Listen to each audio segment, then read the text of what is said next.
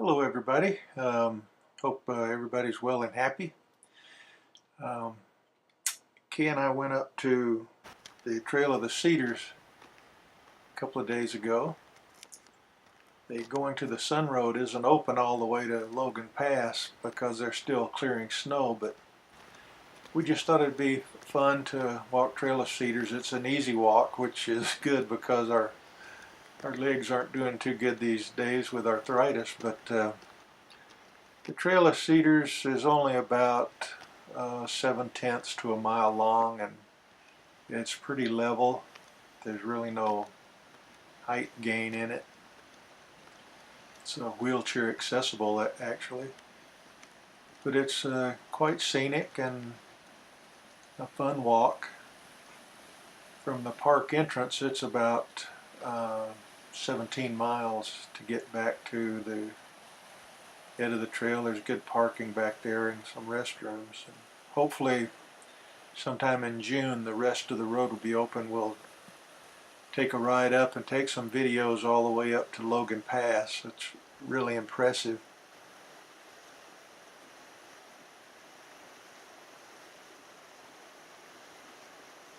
From the Trail of Cedars, you can actually continue your hike up to Avalanch Lake, and that's a more rigorous hike. I'll show you where the turnoff for that is in the video. But that's a longer hike. It's worth it when you get into the back, but it is quite a bit longer.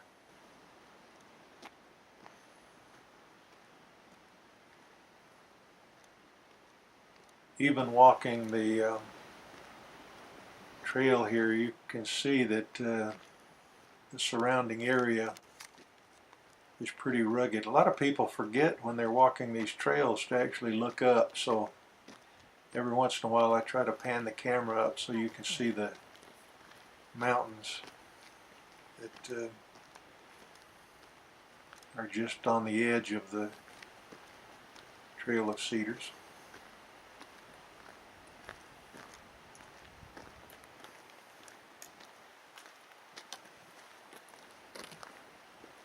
They've resurfaced a lot of this with kind of a dirt clay mixture, and as you see when you get on around to the backside of the loop, they actually have a boardwalk, and these boardwalks were actually made from trees that fell in this area. They brought in a portable sawmill and cut the logs that had fallen, made them into boards and planks of the right size. So these fences and the boardwalk that you see from time to time are all made from fallen wood in this area. This year the trail opened pretty early because there wasn't a whole lot of damage.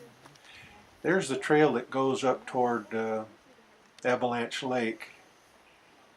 By the time you get back to Avalanche Lake, you've gone, oh, there's an old picture. This wasn't on this hike. I took these videos a couple of years ago. But it shows you how it's worth it when you get back there. But there's about a 650 foot altitude elevation gain going back there. You're up and down, and a net 600 plus feet. So it is, a little bit strenuous. It's a little tougher for us coming back down, actually. When Kay and I walked it, we must have not looked very good because people were stopping us on the trail or passing us on the trail, going the other way. And they'd look at us and say, "Are you okay?" We'd have to chuckle and say, "Yeah, we're tired, but we're doing okay." But it is beautiful back there. If you ever go back to the park, before you start hiking back to Avalanche, check with the rangers, and especially early in the season, because sometimes it takes them a while to clear the trails going back there because of actual avalanches that bring a lot of trees down across the trail.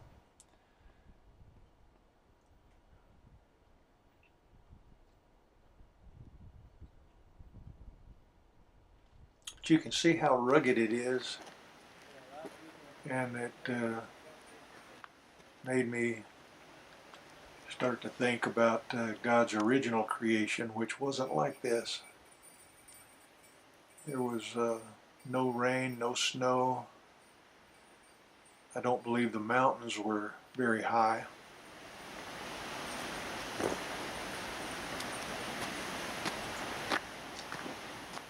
You had more of a rolling hills, I believe. And like I said, the Bible said there was no rain. There was a mist that came up from the ground and watered all the ground. The earth was pretty much like a terrarium.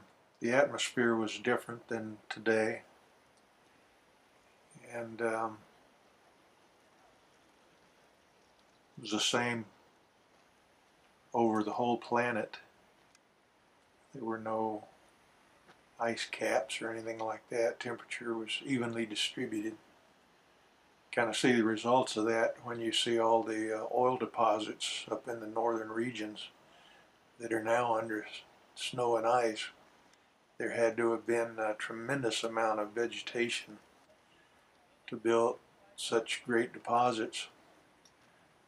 But yeah, it was quite a bit different. It was only after the Great Flood that you begin to see the huge mountains and changes in the earth. See the earth breaking up. Today you see the tectonic plates drifting apart slowly, but during the flood,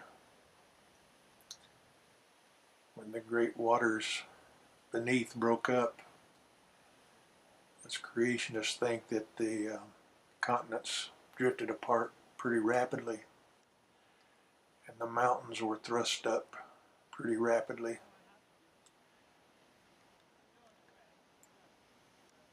And there's a lot of evidence, scientific evidence, to give credit to that.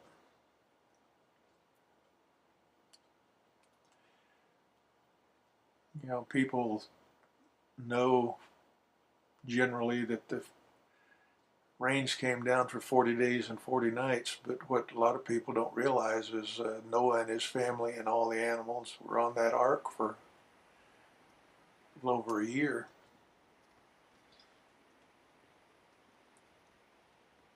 See the world going through these tremendous upheavals with tremendous amounts of water. Can you imagine the weight of water that covered the tallest mountains? Of course, like I said, they weren't as tall as they are today, but the sheer weight of that water caused great depressions to go down and the mountains to be thrust up, and that running water carved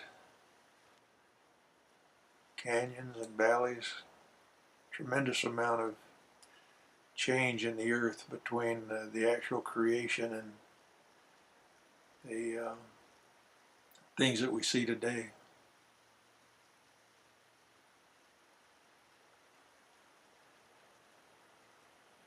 Of course, the snow we see, that was all triggered by the Great Flood, with the loss of the water in the upper atmosphere. The terrarium effect was lost. The Earth started to cool at the poles, areas farthest from the sun. The water still being warm from volcanic activity and produced a tremendous amount of moisture to develop into snow. So for hundreds of years there was just a unbelievable amount of snow deposited at the ice caps and coming down into North America.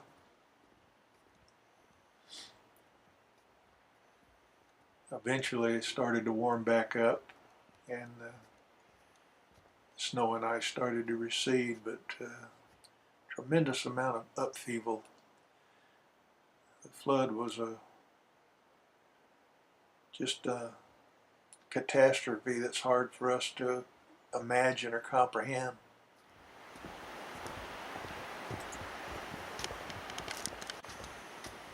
Of course, all of this will be the opposite of what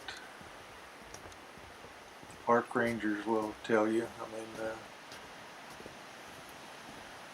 that's what we were taught in school, and even though current discoveries and a growing number of scientists that believe in a young Earth, it takes a long time for that to catch up, especially in the public schools where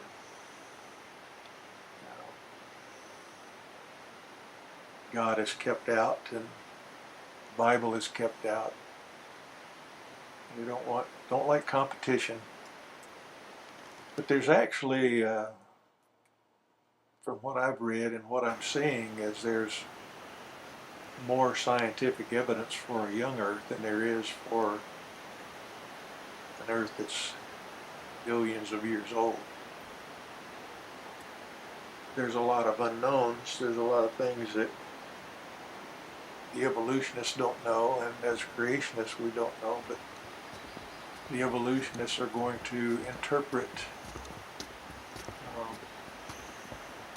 what they see around them based upon assumptions that the Earth is billions of years old, when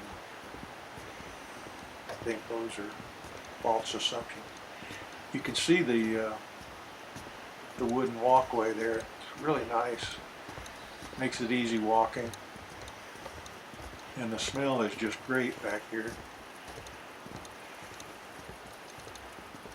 You can see just a little bit of ice left down here at the lower elevation. To get back up to Logan Pass, like I say, they're still clearing the snow and ice, and when they do open the road, probably in June sometime, the visitor center and all will still have snow and ice all around it. So if you're heading up that way on vacation or something, you need to take a coat and some boots. I've seen people up there walking some of the trails barefooted or in just flip-flops because they were just totally unprepared that in the summer there would be any snow up there.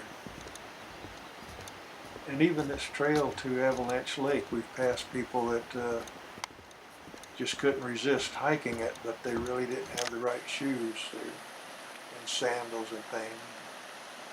I'm sure they made it, but not going to be very comfortable.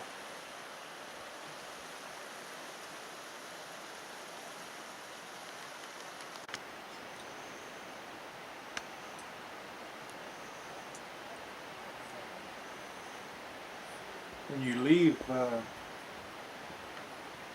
trail of the Cedars and head back toward McDonald Lodge,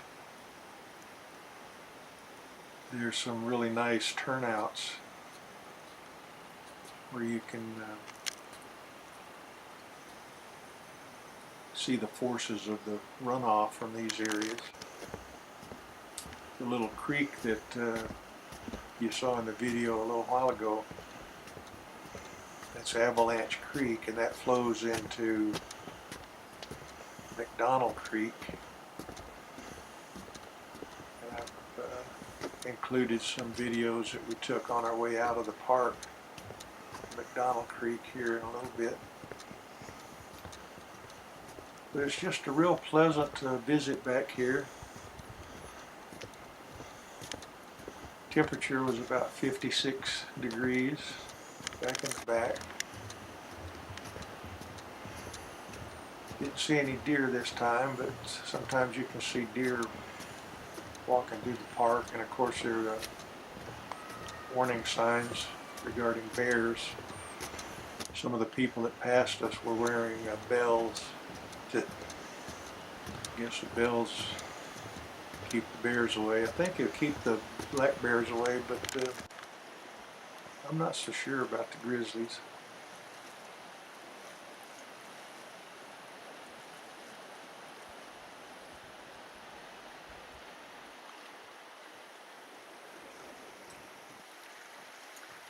This is a newer part that they've put in. A lot of the trail has no railings, but I guess they put these railings on because it went across the creek.